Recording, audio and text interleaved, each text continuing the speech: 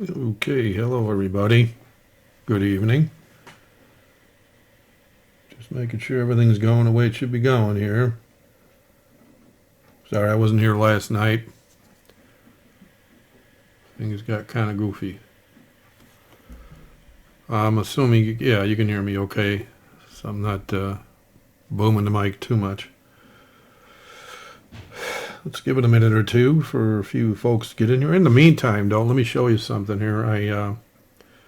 For those of you that, I think I got it in here. Oh, wait, I gotta get the browser up. There we go.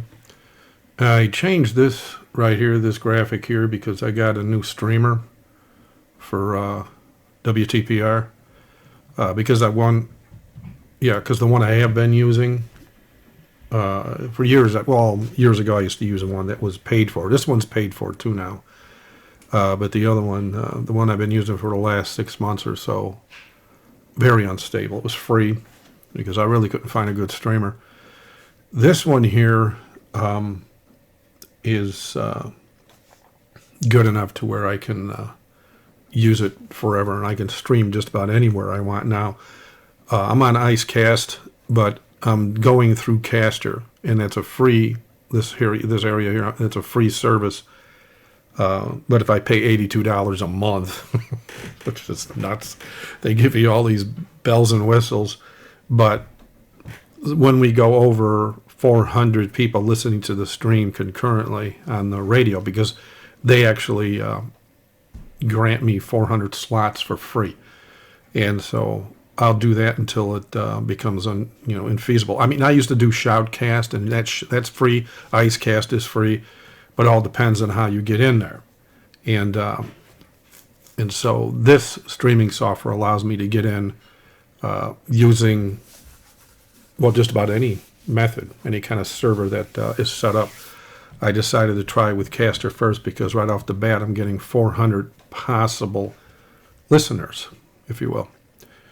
And so I'm going to take advantage of that for a while, and then eventually that's going to fall off where it says stream hosting by Caster, because this streamer, this whole thing here is what's paid for, but not the actual hosting. That's not paid for. I'm not paying $82 a month for 400.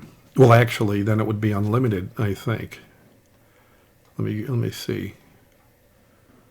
See if you go to the Pro stream. I'm just gonna, just getting into this now so that we're waiting for people to get in. Okay, there it is. $80. Oh, it went down $2. $80 a month, and it's unlimited listeners, and it's unmetered when it comes to the bandwidth and the data transfer. Just storage, I don't use that. I have it all on my own servers, and I don't need the proxy, the port 80 proxy, because my websites are writing on that, and the only thing that's really going up here, what you're paying for here, is storage on their hard drives, and I just don't need that. But the thing here is with the free, this is why I went for it, is because I guess it's not showing it now. Oh, there it is right there, 400 listeners, up to 128 kilobits. Well, I got it set at 32 because there are some recordings that are on the server at 32, and then there are some that are most are on 24, because that's how our audio conference room goes. We're at 24 kilobits, and so putting it at 128 is just, overkill. Makes no sense. I'm just wasting bandwidth then, because it's not going to sound any clearer, because I'm capping out at 32. So, Sam, when I was setting up the server, I was testing it. I was doing it with a cell phone. It'll work on anything. I guess the way it won't work on my cell phone, but the way I got my cell phone is I'm kind of online but offline at the same time. It's kind of weird the way I got it set up. And so when I go to listen to the broadcast, like if I go here and I try to listen to the broadcast, it'll ask me for a username and password. And so I'm not doing that, because I'll have to log on all the way. But you can go here, and then here you just click this play button, and then you can listen to it through there, obviously. And or if you have, it should work on every cell phone, but if it doesn't, that's why I put here, use below streams if above player fails, because if you hit the player, it should start playing. Let's see. Yeah, they're all singing. That's probably the start of a church service.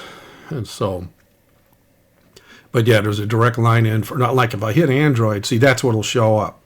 It'll go, username, password kind of a thing. And so if you're not writing in the operating system, your phone or your computer thinks it's in, it's going to ask for username and password. And that's the way my phone's set up. That way it just stops hackers and stuff. But I just wanted to go over a few things tonight. And in regards to, it's just something to, like when I woke up this morning, this was heavy in my mind about my old message. I mean, let me get out of here. My message has always been for many, many years, as you all know, is this area here. This is the bulk of my website, over 15,000 pages. And I'm not going to go through all this tonight. This just, I've done this many times here in the stream and on radio and everything like that. But these just happen to be my 26 favorite prophecies. And each one's, some of them are, you see the little speakers, that's just a sermon. You click it and it'll start playing a sermon. I knocked myself out. Let's see, where is it here? Antichrist, yeah. So those are just little sermons. Sometimes, because it's so easy to talk about, like this one here is my favorite prophecy. And for the sake of some new people, I might even share it now because it's so quick, so easy to show. I mean, you could blow the doors off of anybody on the street and they kind of go, wow, I had no clue Christian prophecy was that accurate. But yeah, all three of these are on one sermon. And like all 1, 2, 3, 4 of these are on one sermon. So, but down here, the only one that's on 2 is this one down here, 23 and 4, because the rest are kind of in detail. Oh no, this one here, yeah, there's two sections. But this one here, like I say, is my favorite. I've used it, and I still use it from now and again on the street because it's so easy. Revelation 17:8 says, "Behold, the beast that was and is not and yet is."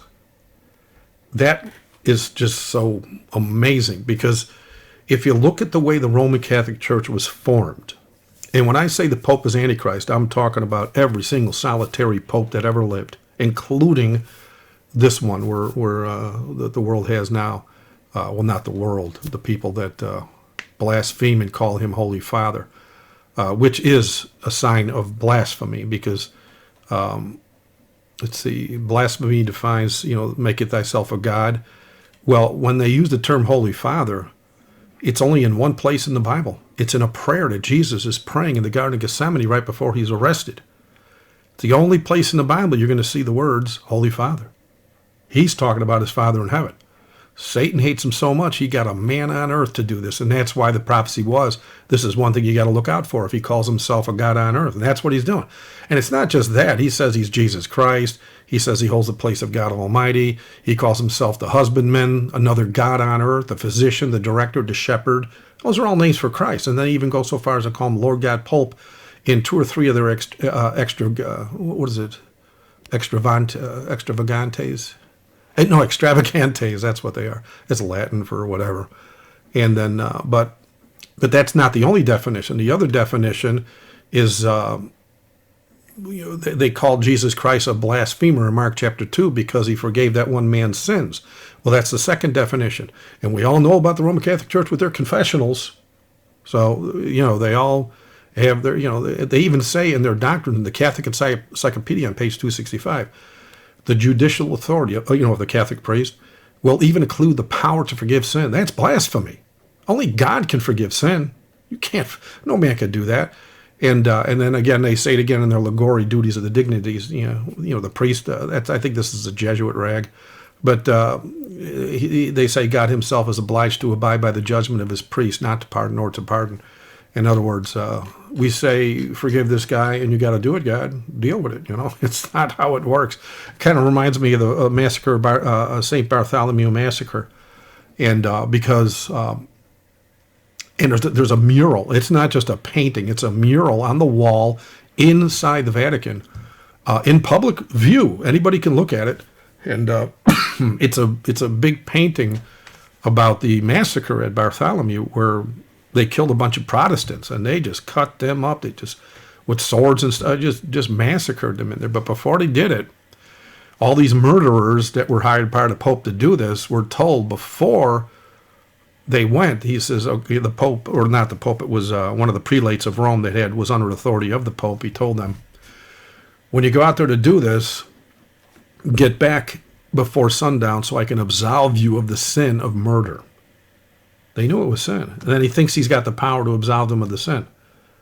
See, this is why he's called a man of sin, or Antichrist, or beast. I mean, it's just crazy what these guys actually think they can do. It's like pagans. Well, they are pagans, in fact.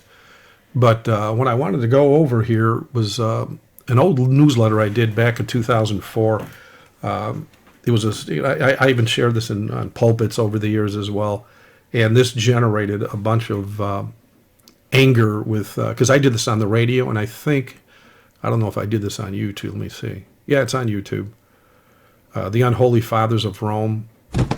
Oh, my son made this one. Yeah, so I did the audio. My son did the graphics. That's what you can always tell when there's a golden ring around where it says "Presence of God" there.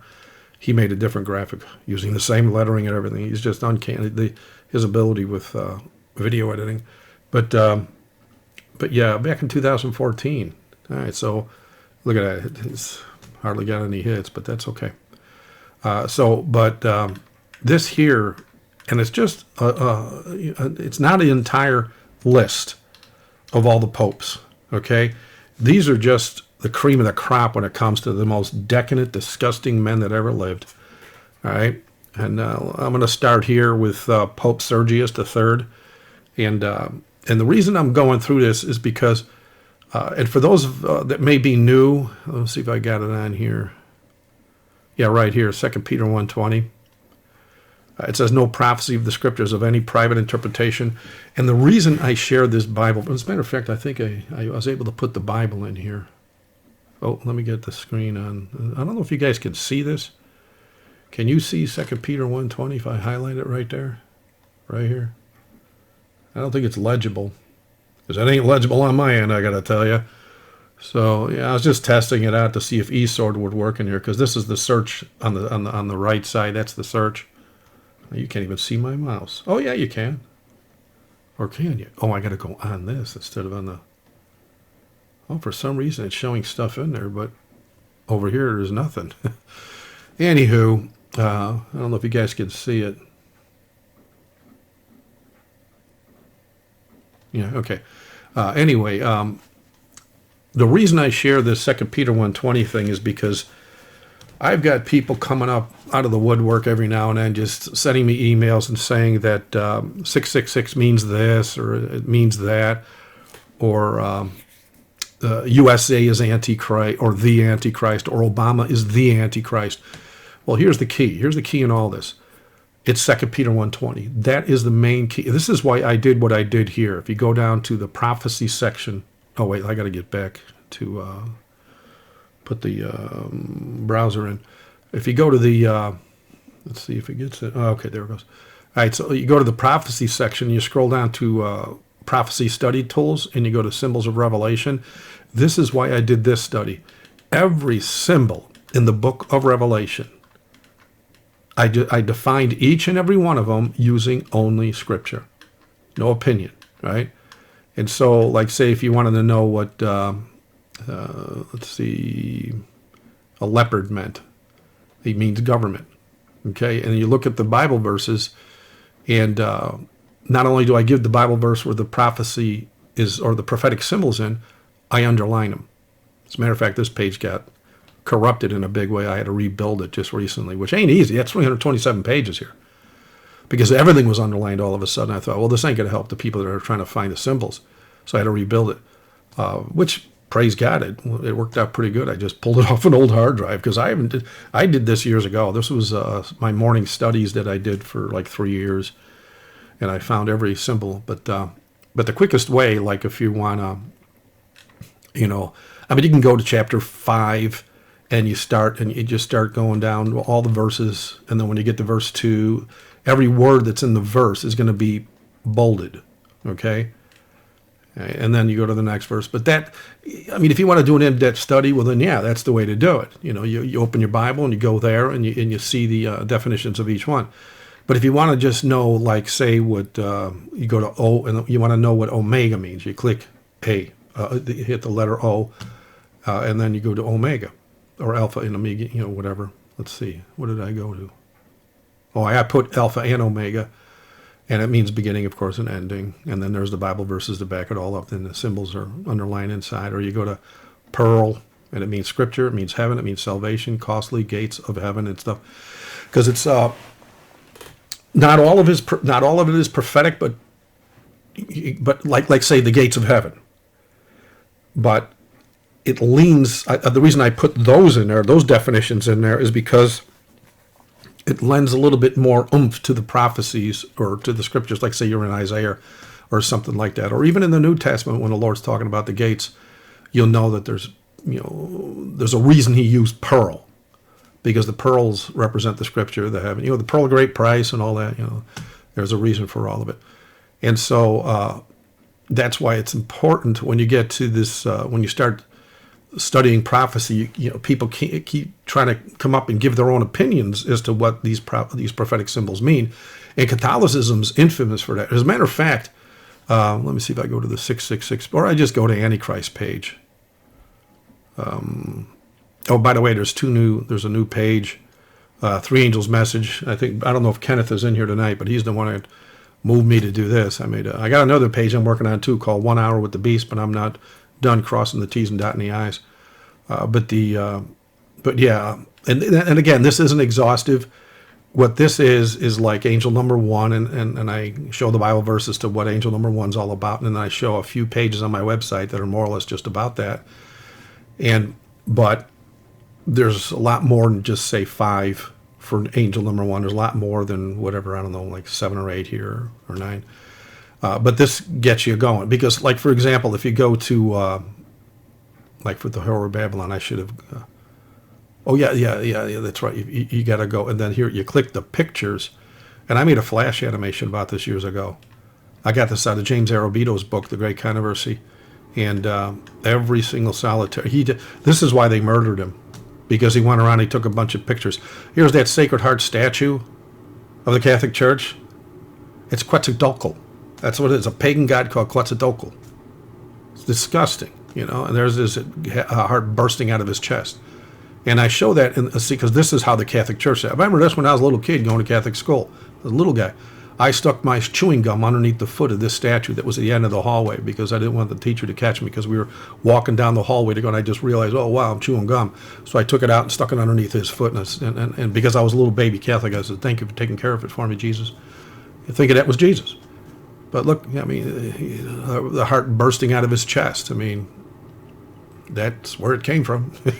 And so, anyway, the problem with today's world is most people don't read their Bibles. And when it comes to, like, Antichrist and stuff like that, they have no clues to what they're talking about. Like, getting back to that 666 thing. They all think it's the mark of the beast. But the Bible clearly says it's the numbers of his name. But nobody talks about that. Nobody does. And how is it the numbers of his name? Well, this is similar to Gematria, to where, and Gematria is where you take, we've all did this done this as little kids in school, right? I did it, and some of my buddies did it. We had A, B, C, D, all the way up to Z, right? 26 characters, A to Z.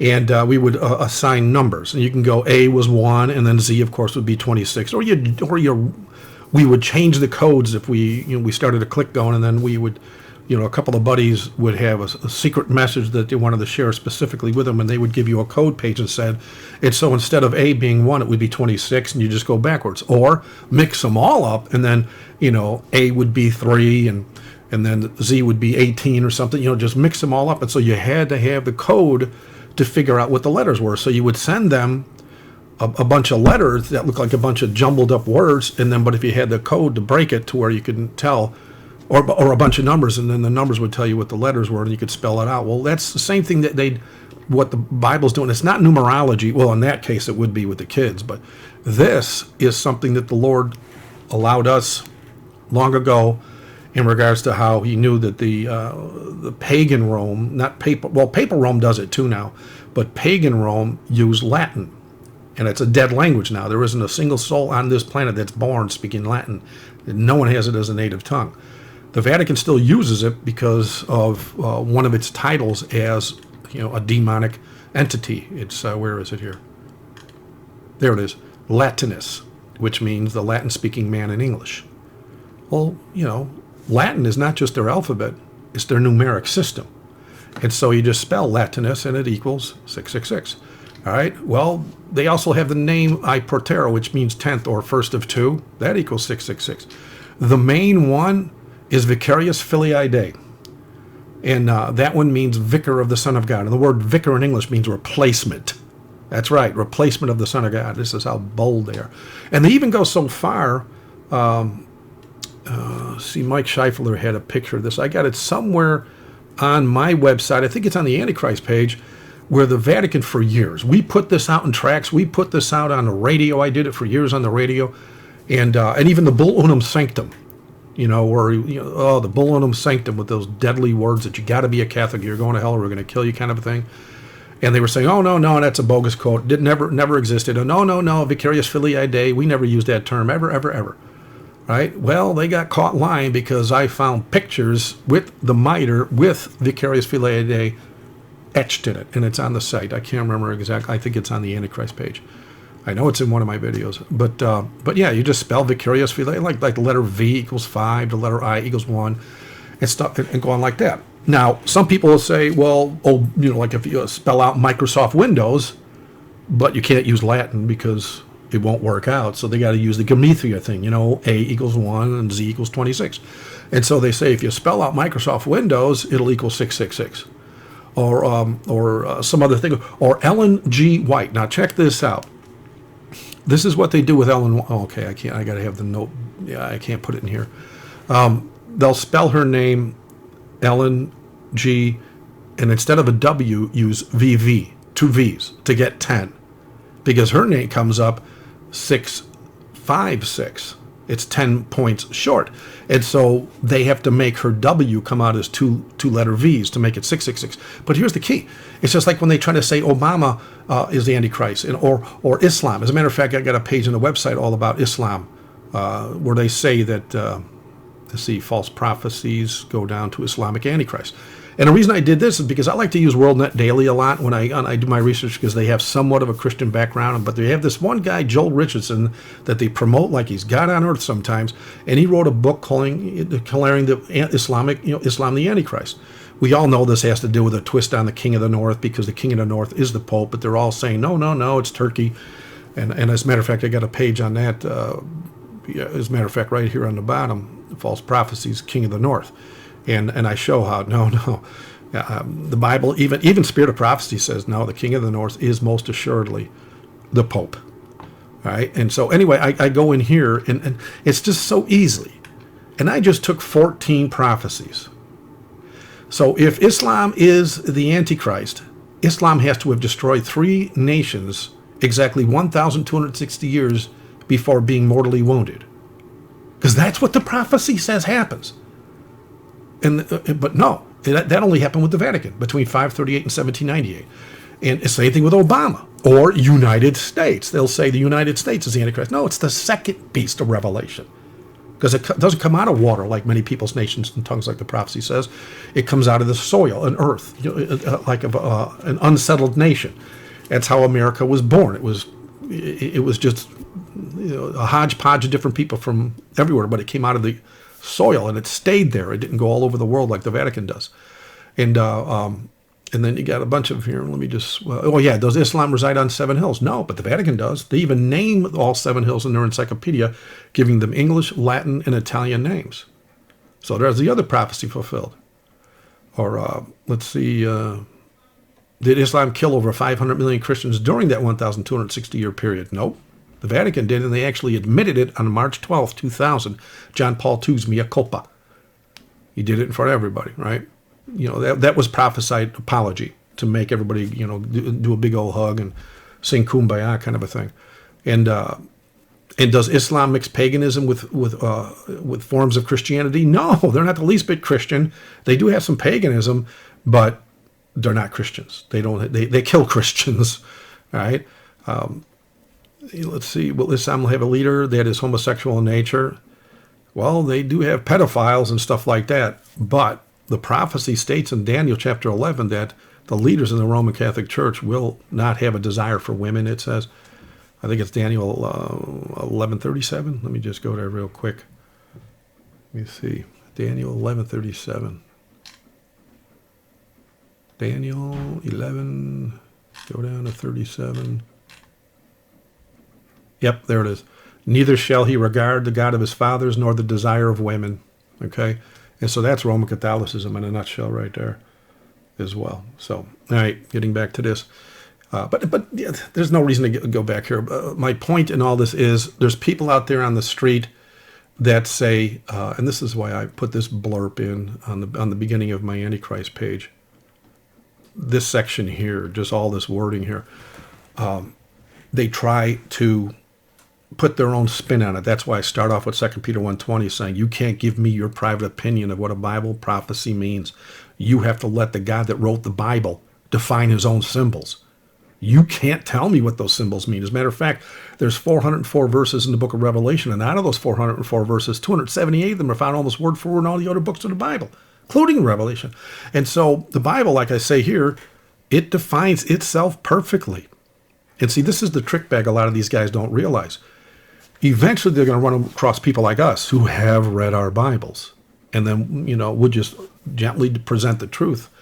And it'll anger them sometimes because they don't like being proven wrong. But the fact of the matter is, you have to go by exactly what the Bible says.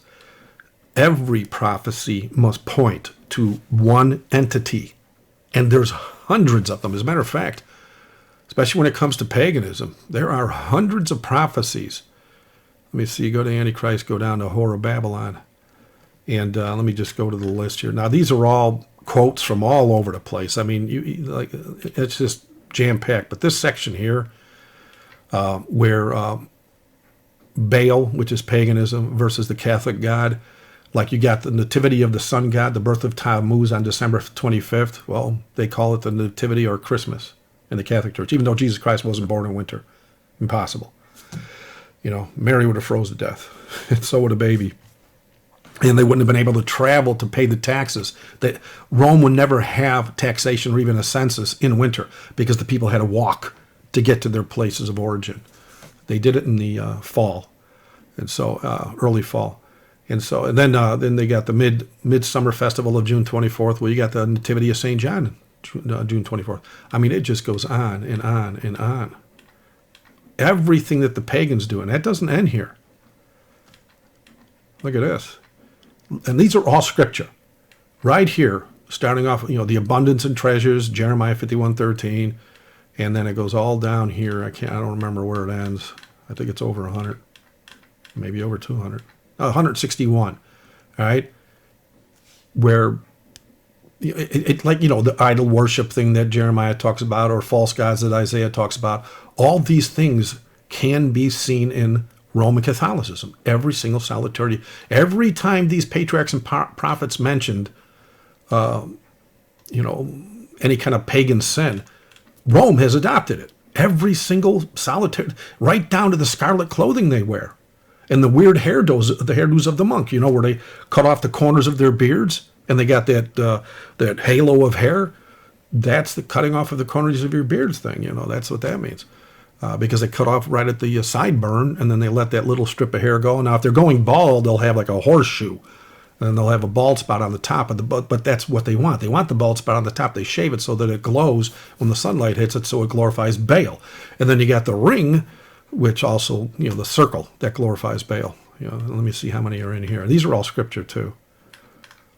Okay, so there's a few hundred here. When you put them all together, it's about 250 maybe altogether if you add the 161 to the 51 there and the 41 there. So yeah, it's about 250 there, and that's not counting this section up here, nor is it counting all that stuff there. I got another page on the website in regards to, let's see, RCC Exposed, go down to paganism in the church right here. Paganism, part 1, 2, 3.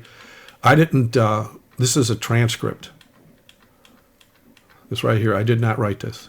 This is one of the few times on my website you're going to see a page I didn't write. That's why I put a concerned Christian, because a lot of people don't like Joe Cruz. Joe Cruz was a godly man before he suspiciously died on an operating table, from what I understand. They seem like open heart surgery kind of a thing. But he was a preacher that I used to love to watch before I even knew the SDA Church was a big mess, you know. And he's the one that started Amazing Facts. Now, a man who I'm convinced, and a lot of people are as well, has very bold Jesuit fruit. He started Amazing Facts, and then Doug Batchelor took it over. And Doug Batchelor even has a book out, The Naked Caveman, where he literally lived in a cave for kind of like Ignatius Loyola, where he had his visions from, you know, starving himself. Then a demon showed up and gave him instructions and made him think it was God or something like that. And that's how the Jesuits came. Well, the worst thing about, you know, Doug Batchelor is the way he twists certain prophecies so as to keep the people off guard, like the 1 hour with the beast, and the fact he's got 3, not 1. He's got 3 separate 501c3s. And for those of you that don't believe me, let me go to Holy War Battle Plans and go down and look for. Oh wait, it's up here somewhere. Uneducated preachers. Okay, right. The hirelings. These are what I call the hirelings. And if you go to Amazing Ministries, Doug Batchelor, right here, there he is. Look at that. 3 different 501c3s. One of them is pretty craftily hidden. It's you see the address and all that. You get that down. You know what the address is. You know. But the bad thing here is here the name shows up here. Amazing Facts Title Holding Company. In other words, if you die, you can underwrite. Or I used to sell life insurance, so it's, you know, that's an underwriting thing. And so if somebody dies, they can give their death benefit to Doug Batchelor, and that's why he got that 501c3 for that. So he can. The guy's a multimillionaire. I think it was something like $50 million or something like that. Well, who needs? You know, if I had that kind of money, it'd be gone so quick. You know, go out there and, you know, I know some preachers that need to get on the street, and then we'd fund them. Just says, get out there and start preaching this stuff. We'll make sure you got your 3 squares a day. So, but anyway, let me get back to some of this here. What is this? Oh, yeah, that's that video. But let me just go over a few things in regards to what these popes are doing.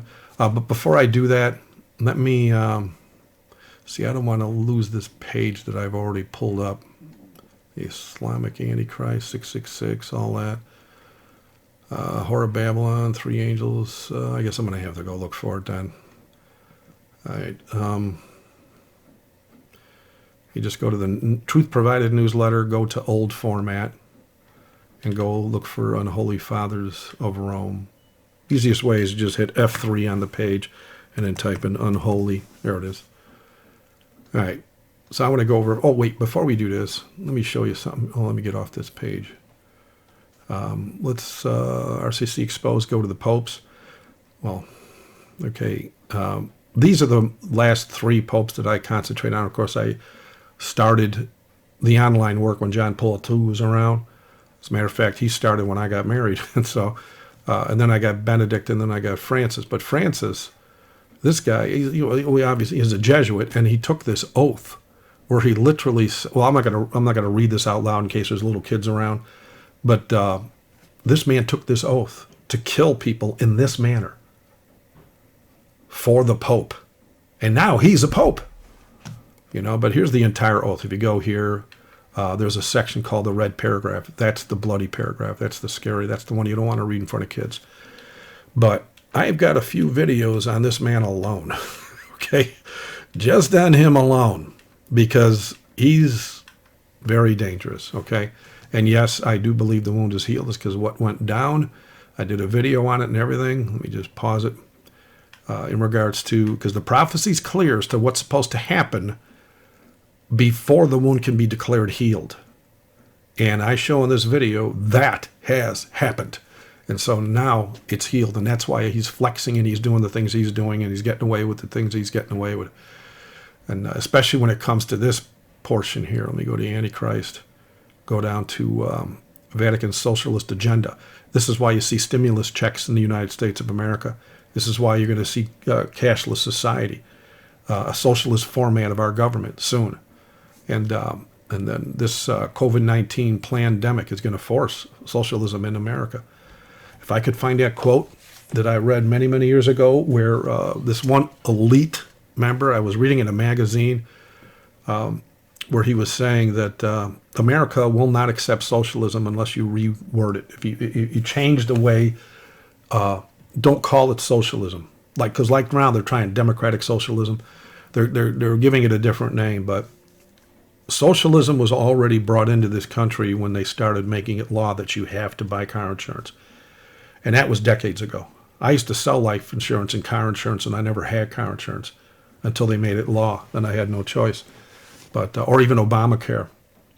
And when I went to pay my taxes, they said, "Well, you don't have Obamacare." I says, "No, I don't."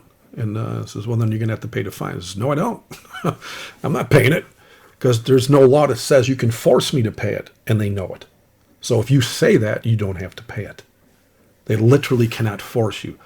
It's just like with anything else, It's just like income tax itself is illegal, but let's not go there. I'll be there for hours. So anyway, but let me. And if you want information like here's the most popular page on my website. He's not the Jesuit general anymore. This guy, that's Hans Kolvenbach. Some other guy's got that position now. But this was a back and forth, this conversation between Phelps and some guy, some priest named Martin. I don't know if it was Malachi Martin. I don't know. Rick Martin. So anyway, and I do put a disclaimer up here, right here, because this guy used to be a friend of mine, Eric John Phelps. I even did some graphics for him, many years ago. And then all of a sudden he started having this racist thing about him, saying that the white race is superior and all this. Yeah, well, see ya. Because I says, man, if you can't get along with the people down here, how are you going to do it when you get up in heaven where they all got the different colors? If, in fact, we have different colors. We're all going to have glorified bodies, of course, and we're going to know each other. So I would imagine, there's going to be races up there. And I always thought it was ridiculous, especially we all bleed the same color, I mean, I never, even as a kid, and I used to hang out in biker bars, and a lot of the guys I knew were very racist. I can tell you some really scary things that they would try to do to generate a fight, walk into a black bar wearing a white power on their chest. It's like, no, not me. I'm not going in there doing that. They tricked me one time, though. I was in there, and this one guy just took off his coat and opened it up and took it off, and it just said, "Big is bold, white power." And I stood up in the bar in front of everybody. This is before I was a Christian. I says, I don't agree with what's on his chest, and I'm just going to leave, and you guys can have at it with this guy.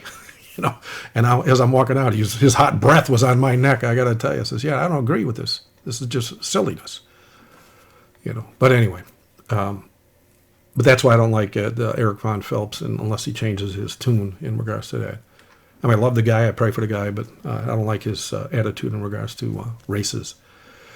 So anyway, let's talk about a few of these popes over the years, and this has all been documented. Okay, you can get this stuff off of Vatican websites, Catholic encyclopedias, and I mean it's all well sourced. I don't put anything in my site unless I can back it up. So anyway, Pope Sergius III, 904 to 911. I'm not going to give you all the dates or nothing like that, but he obtained his office by murder. Okay, and he fathered several illegitimate children, and he also assassinated Pope Leo V, and put someone else put her teenage son in as a pope or something like that. It was really ridiculous. It has nothing to do with Christianity, Catholicism. It's all politics. It's pagan. It's like pagan Rome, only papal. They baptized paganism. And they actually say that in a quote. I have it on my Words of a Beast page.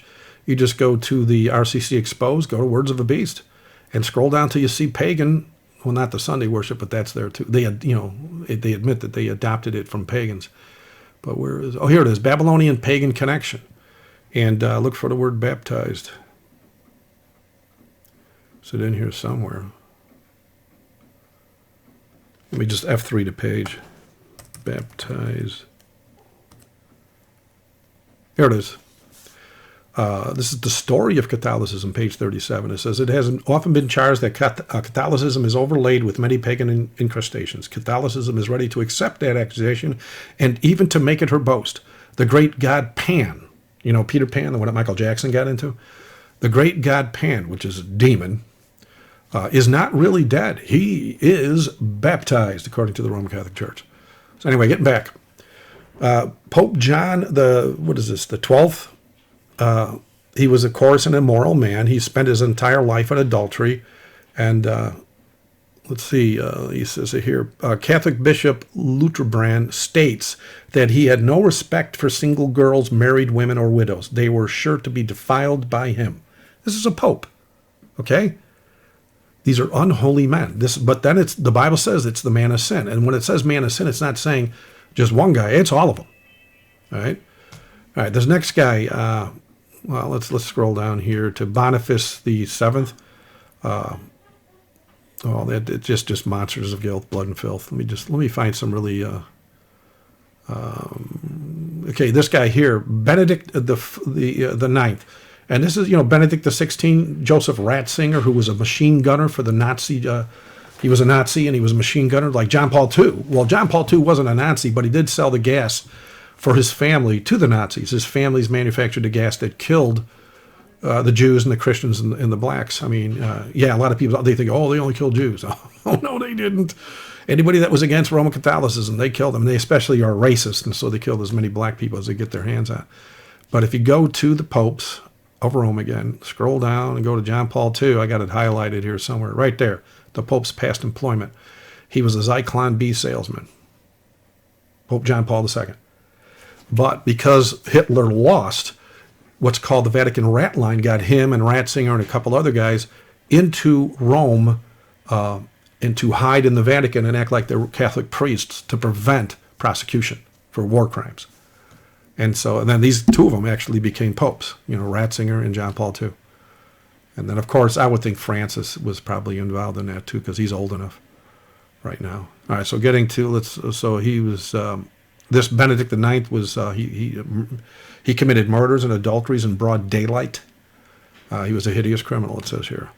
Pope Innocent III. Now, they like to do this reverse psychology thing, is maybe to just kind of help themselves in some way. He was worse than Nero because he promoted the Inquisition, it says here, surpassing all his predecessors and killing over 1 million people during his pontificate.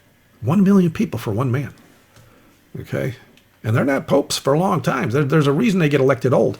And the reason John Paul II was young, as well as John Paul I was young, John Paul I died within, 60 or 90 days, because they finally gave him insight. It's kind of like with the Masons, you get to a certain degree, and then they finally tell you, okay, this is what we're really about, and it's all about hating Christ and all this other stuff, right? And John Paul I was already there. He already knew that he was in a demon-worshipping kind of a setup, but then when he realized, the scuttlebutt is he didn't want anything to do with the Masons, and he didn't want to do this or didn't want it, so they poisoned him. And then another pope gets elected, happens to be around the same age. They needed a young pope. Think about that. They usually elect these guys in their 80s. That way you're only going to get 4 to 8, maybe 10 years out of them. John Paul II, I can't remember how old he was. I think he was early 60s. And because he had a lot of work to do. When he came into office, the Vatican, I think, had, you can count them on two hands, I think it was maybe 10 or 9 nations back in their hip pocket because of what went down in 1798 in regards to Napoleon. And then, of course, the mortal wound started to heal in 1929 when Mussolini and Gaspari got in that Lateran Palace and signed that treaty and gave the Vatican the church and state power again that the prophecy said they would have. And so they had to rebuild everything, and that's why the stock market crashed in 29, because they had their power back and they were doing this and doing that because they're political monsters. Think about it. Every single solitary president has to meet with the Pope. Think about that. You think America has got all this power? No, the presidents are puppets, and it's an incorporation. It's a business. That's all it is. The Pope's the leader of it all. If you don't believe me, look at a couple of my videos in regards to where all the CEOs had to meet with the Pope, and then all the politicians had to meet with the Pope. Nobody would believe, why would they do anything like that? Well, you talk to them about the buy and sell thing, and you got to know that, they got to meet with the CEO so that they can make sure that everybody's on the same page when they decide you can't buy and sell unless you get the mark of the beast, right? Well, everybody thought that's all jokey, crazy, right? Until COVID-19. Look at the power they got now. People can't step out of their homes for months. It's pretty obvious. They're testing the waters. COVID-19 is our 66 AD. I made a video about that, as a matter of fact. Look in my video stack for 66 AD, and you'll know what I mean. Because when Cestius came against the city of Jerusalem, as Jesus prophesied he would 40 years prior, and Jesus says, pray that this doesn't happen on Sabbath day or in winter. That's right. 40 years after Jesus already ascended, he says you're still going to be keeping Sabbath. As a matter of fact, they didn't start Sunday keeping it until March 7th, 321 AD, when Constantine set it up. 3 centuries later. But the Vatican keeps saying, first of all, that they were there when Jesus resurrected as the first church, which is a lie. They weren't there until 538 AD, when Justinian ascended the papal chair under the military protection of Belisarius. At the end of those 3 horns getting uprooted, the Vandals, the Heruli, and the Ostrogoths, they all got uprooted. This is all on my site, on my Antichrist page. That's one of my favorite 26 prophecies. And so they've been lying ever since. And they're saying that, Sunday Sabbath was changed. The Sabbath was changed to Sunday back when Jesus resurrected. No. Jesus even said, 40 years after I'm ascended, pray that this, you don't get surrounded and have to deal with this on Sabbath. Because, why? Well, because of the needle gate. Nobody realized the needle gates. In Jerusalem, on Sabbath, they close all the gates, the big gates, so they stop trade. The only gates that are open are needle gates. Now, if this happens on Sabbath, where all of a sudden the Christians realize they got to skedaddle and get out of that city, they're going to be standing in line to get out of those little doorways, because a needle gate's like a regular door. Even a camel can't get through unless he gets on his hands and knees, you unload him and drag him through. That's to prevent trade. So, this is going to bring up some eyebrows. They're seeing all these Christians leaving. What's going on here? And they're going to try and shut it down, right? But if the other gates are open and it's not on Sabbath day, then they can just nonchalantly walk out of any gate they want. And by the time Titus came back 3 years later in 70 AD, everything was set up like Cestius did. He set it up because Cestius backed off all of a sudden in 66. And in 70, Titus came back, killed 1,100,000 Jews. Not a single Christian was in that city because they understood what Jesus said 40 years prior in Matthew chapter 24. So getting back, Boniface, his claims to fame are, let's see what it says here. Scarcely any possible crime was omitted. Heresy, gross and unnatural immorality, idolatry, magic, and simony. Unnatural immorality is homosexuality right there. Let's see. Dante visited Rome and described the Vatican as a sewer of corruption. So, okay. Now, next one here. Pope John the 22nd was accused by 37 clergy witnesses of fornication, adultery, incest, sodomy, simony, theft, and murder. This is a pope, okay? And he's accused by 37 prelates. It was proved by a legion of witnesses. That's 2,000 people? That he seduced and violated 300 nuns. He kept a harem at Bologna. What is that, Bologna? About 200 girls. He was publicly called the devil incarnate. And that's a pope. And I remember when I was a little kid, we had Pope John the 25th. I mean, they take after these guys. They love to, lift them up. Pope Pius II, many illegitimate children. Pope Paul II, full of concubines. Sixtus IV, he's selling off the church offices. Innocent, the 8th, 16 illegitimate children. Alexander the 6th, oh no, that's the 6th. He committed incest with his 2 sisters and a daughter. And it says here on October 31, it's Halloween, it's the high day for the Satanic Church. He conducted the worst ever. If little kids are nearby, you read that for yourself, what it says right here. Okay. I don't know if I can to zoom in for you there. Worst ever. I guess you can read that now. Yeah, I'll just leave it like that. That way you can read them. Pope Paul III, 3 sons and a daughter, and sought advice from astrologers. Well, because they worship the sun, the moon, and the stars. Now look at the St. Andrew's Daily Missal. This is from 1940. Let's see. You'll see the symbols of the zodiac. Okay, there's, what is that, Gemini there? And then, whatever. And then the skull and bones right there in November. So let's see. Pope Leo X. The Catholic, now this is the Catholic Encyclopedia. Says he was possessed by an insatiable love of pleasure, revelry, and carousing. Luther visited Rome. This is around the time that Luther was alive. This is right about the time that the 6th hour was about to happen. You know, the Great Reformation. And so Luther visited Rome and said, no one can imagine what sins and infamous actions are committed in Rome. As a saying was prevalent during his reign, which was, if there is a hell, Rome is built over it. And I watched, when I was growing up, my parents made it a point for us to watch a lot of the Hollywood movies when they were religious. And Martin Luther came out twice by the time I stopped watching movies. And both of them quoted this thing, even though I don't think Luther actually said this. But in one of the movies, they have him actually saying it from a pulpit. If there is a hell, Rome is built over it. And something like that. So anyway, Pope Joan, female pope. She's actually, they got a statue for every pope in the Vatican, right? But Pope Joan's in a back street. I kid you not. I did a radio thing on this many years ago. She died in childbirth while in a public procession. Because when all of a sudden they realized, and she was not the most attractive woman there ever was. That's why they couldn't tell it was a woman, you know. And the story has it. I don't know. Let's see. Oh yeah, this says right here. Rome reported that her statue is in a back street, and John Huss referred to her in his defense of the Council of Constance. You know, because John Huss was a priest, but he converted like Luther, and they burnt John Huss alive for the truth he proclaimed, and he sang hymns while he was on fire, and. So he mentions her in his when he was at the Council of Constance, and this mention of the female pope went unchallenged by those in the council, and she died in childbirth. And the thing with the childbirth and the public procession, the scuttlebutt. Maybe this is the radio broadcast that I did. Oh wait, here's that. Let's see if I can pop this up and show you this. Oh, it doesn't. It doesn't show it in the room. I'll have to do it in another tab. Okay.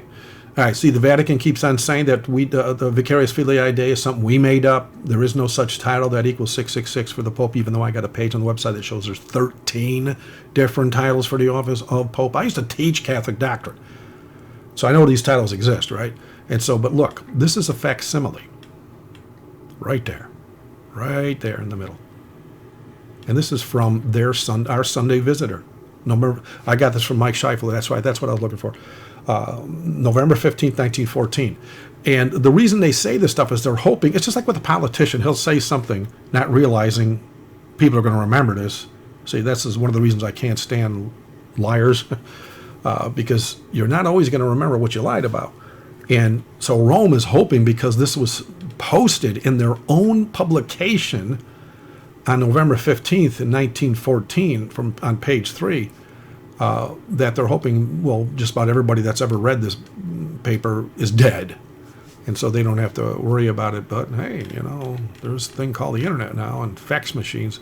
That was actually a fax that I had to, I received it, and then I had to scan it. The old days, you know, the 14.4, you know, baud modem built into a fax machine. It was a real hair grower, I got to tell you. All right, and so let's scroll down a little bit here. Maybe there was another one here too. Let's see in this broadcast. This is back when I was on the radio on AM and FM. I was in Florida, Maryland, Louisiana, Rhode Island, and then we had a bunch of micro broadcasters. But I never ever put their info up there, because even though it's legal, the FCC says it's legal. They go out there and they find their transmitters and they take a sledgehammer to them. And then, of course, the internet radio station. It was all going at the same time. But what is this? I think this is the one where I mentioned the. There's FirstAmendmentRadio.com. He's still up there. Nicholas Arthur. He's still out there. although he believes in the 7-year trib and all this other stuff. I got off of there because these radio stations here, well, I know for a fact this one here stopped broadcasting my hour because of what I'm saying right now. And I guess there was a lot of Catholics out there because at that time we had church members in Florida and they could not, all of a sudden he called me after the broadcast because he had to come into the broadcast through my web server to get into my audio conference room to hear the broadcast. And they told me later, says, you're not playing on the radio out here anymore. I says, first I remember radio's always on, AM and FM out here all the time until you come online and then something else starts playing. And so I just stopped. And I says, well, WTPR, which is our radio station here, we were getting more users than Arthur was online. And so I says, I'm not going to pay this guy money for him to not play my show. And so I got off. And I was on there for a while, a couple of years. Let's see. Pope Stephen the Sixth. He brought the dead body of former Pope Formosus to trial. This is, I hate to laugh, but this is just so ridiculously evil. It says he hacked off his decaying finger and had him dragged through the streets of Rome and thrown into the Tiber River. It's unbelievable. Yeah, like he's going to care. The guy's dead. And Pope Eugene IV condemned Joan of Arc to be burned alive as a witch. All right. The Great Schism of 1378 lasted 50 years, where Italian and French popes cursed each other. Yeah, as a matter of fact, if you go to this page on my site, where is it? RCC Exposed. Go to the Antichrist section. Go down to he is called Antichrist. All right. And this one here, well, I'll leave it like that so you can see it. Every denomination on earth has called the Pope Antichrist, Beast, Man of Sin, whatever, Son of Perdition, all of them, right? And these are the most popular ones for our generation. That's why I put them up top. But here's all of them right here. Okay, they're all there. But on this page, let me just see. Well, if I put the word Pope in, it's just going to come up as probably a bunch of times. Let me just see if I can just pull it from this section only. Okay, so F3, POPE, 31 times. Well, let me go backwards then. Let me go 31. So I want it to show up in the middle column. Or no, I'm sorry, the first column. It just might do it. My point for this is, well, like I was referring to here. No, that's not it. Yeah, here. Yeah, right here. There were two popes at the same time, two rival popes. Kind of like when Jesus was crucified, there were two high priests, which was illegal. And the reason there were two of them, because it was political. It had nothing to do with, being selected by God. And so, but here they had two popes, and each pope was calling the other pope Antichrist. so that made it that much easier. But anyway, let's see with this guy here, Pope Pius XII. He helped Hitler to power, and so did Prescott Bush. Does anybody know who Prescott Bush is? That's right. It's the grandfather of President Bush. That's right. Well, the father of the first President Bush, and then George W. George W. is the younger one, right? He's the most recent president. It was his grandfather, Prescott Bush, and the Pope funded Hitler into power. That's why, Hitler was the very first one. As a matter of fact, let me go to RCC Exposed, go to Horrific, go to Hitler and the RCC. Hitler is the very first one to call it My New World Order. Well, he called it My New Order, but then they just changed it to New World Order. And not Prescott, but George Bush, I don't know how, it was like more than a dozen times in one speech kept using the term New World Order. So they were pushing it from day one. And that's what you're looking at right now with the COVID-19, with all the lockdowns and stuff like that. It's eventually going to come to, it's already there. It's on, the Club of Rome started in 68. They started really flexing in 73. And the planet's already been separated into 10 separate kingdoms, just as the prophecy in the book of Daniel said.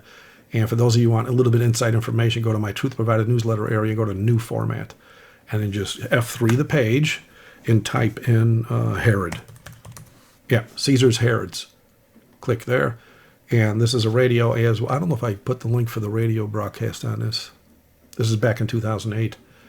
But there's a reason I put 10 heads. There's 10 Herod heads, because everyone that runs these little regions for the Pope are modern-day Herods. The big guy there, that's Caesar. And I actually have a quote from, and that's one of the reasons Tony Blair and Jeb Bush converted to Catholicism, so that they can have their cake and eat it too. But there was something in here about the Pope calling himself a Caesar. Literally, here it is, Pope Pius IX. He said, "The Caesar who now addresses you, and to whom alone are obedience and fidelity due." He said that in his Discordia on page 253. And then up here, this is from Louis Ferras's Prompta Bibliothea, or Theca rather, it's Latin for whatever, something about the Pope. 1858 said, the superior papal authority and dominion is derived from the law of the Caesars. And that's prophetic fulfillment when the keys of Rome, pagan Rome, was given to papal Rome. That's 538 AD. When the Vandals, the Herules, and the Ostrogoths were finally annihilated, or as Daniel said, the three horns were uprooted. And that's when Roman Catholicism stepped in. See, everybody else was on the same page. All 10 nations were on the same page, but the other three weren't. Because they didn't want a church and state form of government, because that's absolute power and it corrupts absolutely. And so they annihilated them, and then they did what they did with the church and state. And that's why the 501c3 of today is such a deadly, when you look at the preachers out there, especially the SDA preachers who supposedly understand prophecy, why do you have a 501c3? The only way to get it is to join your church with the state. And the Bible says the American churches will form an image to the Catholic Church. Well, the Catholic Church is a church and state. They got their power back in the Lateran Palace when Mussolini and Gasparri got together and signed the papers in 1929. And so ever since then, and that's why in 1954, Lyndon Johnson set up the 501c3, and then December 2nd, 2017, Trump changed it from an executive order that George Bush put it in as on March 7th, 2016. March 7th, 2006, it became, instead of an executive order, was law. So now, as of 2017, on December 2nd, every Seventh-day Adventist pastor, and all 501c3 pastors, in fact, can now legally lobby for religious laws. And if you don't think religious laws are coming, go to the warning section of my website. Scroll to the bottom. Religious laws are most assuredly coming. I got a couple, look at that. Ryan says America needs Catholicism. Yeah, that's prophesied. And then I got quite a few articles on this page alone. And here is where, like from this point upward, is the pandemic and how it helps them bring about what's already on paper in regards to religious laws. But these are all the things that led up to it that got them to that point for the pandemic to go down. 305 articles. And again, I don't go looking for this stuff. It just comes across my desk. People send me stuff, praise God. And I mean, I do my own research every single solitary day. But on Mondays, Wednesdays, and Fridays, I do the updates on the site. And for this section, where is it? This section here, the blog. That's right here, this blog right here. If you click out, you just go to NicholasPOGM.blog. And that's where I put all my stuff. And all the blue things are just proof. 99% of these things are on my site. And then, of course, at the end of every one of them, I put in a bunch of articles that just, I'm overwhelmed. And so I just put them there. And it helps people and let them know what time it is. All right, so the present Pope, now this was back when I did this. John Paul II was the present Pope. That's how old. This is a 2004 newsletter. And so he was ordained Pope, Poland's youngest bishop. That's no mistake. And his predecessor was, his 30-day reign. Okay, I thought it was 90. It was 30 days. He was assassinated. And I didn't write this. This was from William Cooper. And William Cooper, he wrote the book, Behold the Pale Horse. William Cooper was murdered by, let me scroll over here. Yeah, just go to Remnant of God. I don't have a link out for this on my menu anywhere in here. But if you go to remnantofgod.org, type in Jones.htm. He's a Jesuit coadjutor. William Cooper exposed him big time right after the Y2K crisis. Jones was going out there saying planes are falling out of the sky, nuclear power plants are exploding, there's anarchy in the street, millions of people are dying all over the world. He was doing this for a radio broadcast in Texas. That's how he got his start with InfoWars. All lies. All right? And people still to this day trust this guy. And but yeah, he's Roman Catholic. And think about that. He goes to Bohemian Grove, or he'll step into a BMV and start yelling and screaming with cameras, and no one arrests the guy? Come on. You go in there and try to yell and see what happens. They're all in on it, okay? He's just the kind of guy, he's the guy that they need to have out there so that you won't get off your couch. If you think you got somebody in your corner preaching what you need to hear, you think, well, he's in our corner. He's doing this work. He's doing it for us. But here, I got proof that he was murdered. Okay, right here, William Cooper, a pile of videos to sift through. I don't know. Let's see where they're located here. These are on YouTube. Yeah, a lot of videos. Just Cooper exposing Jones. All right, this Jones guy, he's just disgusting. But let's see, a hard look at Alex Jones. This is some. I hope there's. Oh man, I knew it. Man, I was hoping they didn't get pulled because this stuff was heavy. Yep, they pulled them. I think these are YouTube's. Oh no, these are PatriotNewsNetwork.org. Yep, they all got pulled, all four of them. Looks like. Yep. And there's nothing I can do. You know, like I tell people, because I got over 15,000 pages on the website, and some people say, oh, you got a broken link. Really? You think? Yeah, because a lot of, like, for example, if you go to this page on my site, let me just get back to the site. You go to the warning section, go to bad government, all right? Go down to national pride. All right, this page here, I got just this gold that I found over the years in regards to how corrupt our nation is. I like this. Minister Joe Wright's prayer that angered many senators, and he said it. Oh man, you wouldn't believe it, because I wrote it all down. It's here. It's some amazing stuff, and right there in front of everybody, he said all that stuff. But look at the Washington D.C. pictures, you know, with the pentagram, and you know, and the bunny-headed stick figure with the bunny head. That's from the Book of Magic with Satanists. All right, but let me. This here page has over, just this section alone, I update this 3 times a week. Like this yesterday, all these things here. Just yesterday, I uploaded, you know, on Monday. But I think, you know, I think it's almost 1,400. And again, I don't go looking for this. It just comes across. There, okay, 1388, 1003. Ooh, man, I hate it when it does that. You push the button and the stupid browser starts scrolling away on you. And I used to have 3D software, and I made that national thing. Came out pretty good, except for the A kind of got messed up on the bottom left. So I stopped using it. Too many anomalies in it. And I said, yeah, well, that was back almost in the green screen days where it would really slow your computer down just to make those graphics. Oh, that's about it for that. All right, so I just wanted to more or less show all that stuff and let you know that... But let me just show you a few things before I go in regards to John Paul II and oh yeah, here. All right, now some people wonder, why is it John Paul II was made a saint so quickly? It has to do with something he wrote right here. Click that. The Dies Domini. Okay, scroll down to, well, I think I got a link up here to scroll to it. Yeah, scroll here. Christians will naturally strive to ensure civil legislation respects their duty to keep Sunday holy.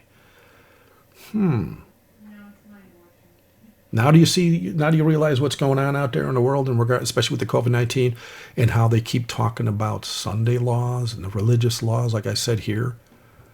All these religious laws they're talking about. And people, well, why religious laws? Well, if you look at the mark of the beast in prophecy, every time you see the word mark, the word worship is right there with it. It's a religious law. It's in the Bible, so it's got to be a religious law because Satan wants to act like a god. And so this is why they made him a saint. Okay, the Bible says, and I did a video about this, in fact. If you go to the, let me just see. Let's see here. Come on. YouTube is always so slow, but then my connection is not the greatest Just go here and put the word saint. Okay, the Bible's clear as to how to define a saint. Okay, right here. Is the Catholic sainthood true? Probably doesn't get that many hits. Yeah, only 1,500 hits. All right. The Bible's clear. If you're a follower of Jesus Christ and you're obedient, you're a saint. But Catholicism, which is all, they're preoccupied with death, you have to die to be a saint. That way they can control the sainthood. And in order to canonize someone as a saint, they got to act like they've had a miracle. And it usually takes centuries, they say, to solidify the canonization. So then now the guy's a saint, right? They hurried up and they made John Paul II a saint quite quickly because they need for him to speak from heaven. Some of us even had these dreams in regards to how this was all going to go down before he even wrote Dies Domini. Have any of you had a dream of John Paul II speaking from the sky? The symbolism, the prophetic symbolism in a dream is going to match the prophetic symbolism in your Bible. So you got to know what you're looking at. You can't just give your opinion there either if it's from the Lord. And yes, you can have dreams. Look at the book of Job. Look for the young man that finally got a chance to talk to Job in regards to all the other guys that were slamming him. The young man finally got up there and started talking, but before he got into it, he was talking about how God talks to people that won't listen. And a lot of times he'll use their dreams, and it's usually for you or your family in that respect. But some of us will have dreams, that go outside the family in regards to like with ministerial things or even things that are going to happen in the world. So they need to have him as a saint so that when they say that he, because Satan's going to stand on earth and claim to be Jesus Christ. He's going to demand Sunday laws just to shut us up because the loud cry will have already begun. Their pews are emptying in all the churches, including the SDR Church, because the latter rain is falling upon the Gideon band, which is the 144,000, right? And so they're going out there and they're doing the work.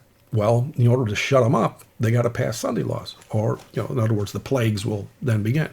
So Satan has to do that, and in order to back it up with some oomph to it, they got Dies Domini already out there, and it's already been, I think he wrote this in, I don't think it was in 78, I think it was 98.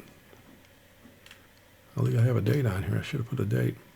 I guess you just put Dies Domini and DuckDuckGo. It's bound to come up with a date. Yeah, 1998. Okay, sounds right. So yeah, 20 years after he started his pontificate, he wrote Dies Domini. And we all knew it was coming. And so anyway, here's something a lot of people don't know about. I did a video about this as well. I should have put the picture on here. I don't think I did. Oh, here, by the way, let me go back to my 666 page just for a second to show you something here a lot of people never realized. All the offices of Pope equal 666 because the Bible says it's the numbers of a man's name. It's not the mark, it's his name, all right? It's the numbers of his name. All right, the mark is something totally different. But here's something very interesting. Look at John Paul II is the only Pope that this happened with. Not only does his title, like Vicarius Filii Dei or Dux Cleria, Hilatim Basilia, whatever Latin name they gave, because there's 13 of them, like I said, are all on this page, all 13 of them, right? Including the name Titan, by the way, which is Satan. That equals 666. But yeah, that's a no-brainer. Anybody could have figured that one out. So, but look at John Paul II in Latin. His Latin name for his fake name, which is John Paul II, because that's not his name. His name is Karl Wojtyła, or I can't remember, it's Wojtyła or something like that, I don't know. His Latin name is Ioannis Paulus II. So Latin, spell it and then add it up, equals 666, right there. So he's the only Pope that actually had it happen that way. Oh, here, wait a second, let me see the click. Let me see if this, this is another one with that facsimile with the, click here for more info. Oh, that's that page. All right. So where were we here? Where were we headed? All right. Let me get off of here, get off there. Everybody is calling the Pope Dies Domini. Okay. Maybe it's on here where I was going. Nope, that's on its own. Oh, yeah, just exposing the Pope. Okay, so then there's something else. Oh, yeah, and that Saint Malachi, well, Malachi, but, you name them the way you want. They claim this is a bunch of prophecies that predicted each pope, but I kind of exposed them, if you will. I don't know if it's on this. Yeah, was he a prophet? I actually have a somewhere on here. I don't know if it's on this page. Yeah, here it is. But this is just part of it. This isn't the whole thing. What I believe, and just by looking at the way it all went down, before this so-called Saint Malachi or Malachi died, I believe he wrote a book outlining every single solitary pope that was alive before him and described his office. And then he predicted a few popes after they would do in their pontificate and what would be their favorite whatever. And so when I wrote this page, I didn't update it since then. Benedict XVI was the next pope. And so he has to do something to make it look like he's a prophetic fulfillment, right? Because that's how they got to do it with this, to make it look like their prophecies are legit. And so the Jews, flash animations about the Pope and his office. I wonder where I put that. Oh, this is the Antichrist slideshows. And these are old. This is way before YouTube and all that. And then, of course, the Roman SDA. This is a a flash animation that I built that, like, for example, if you organize, let's go to the organization. We'll go to the first one. What allow once.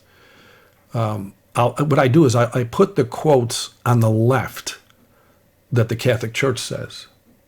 Okay, and then I put the quotes on the right what the Seventh-day Adventist Church says. And this is, again, before YouTube, and so I had to build this flash animation using certain software that was kind of fun to me. That, it took hours.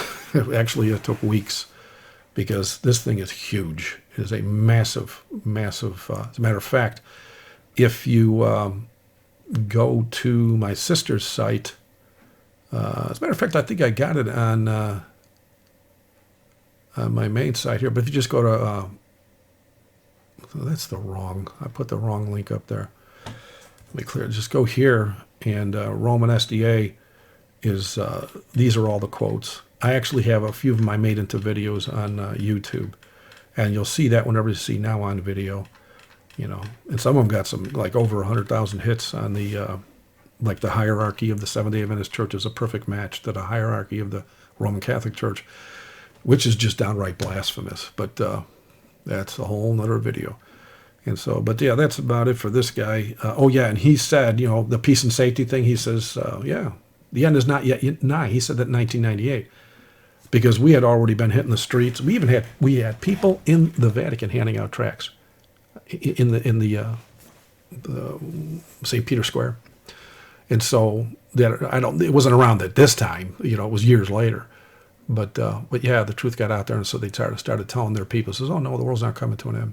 It's just to calm them all down. Like the prophecy said, peace and safety. Then the next pope, of course, was Ratzinger.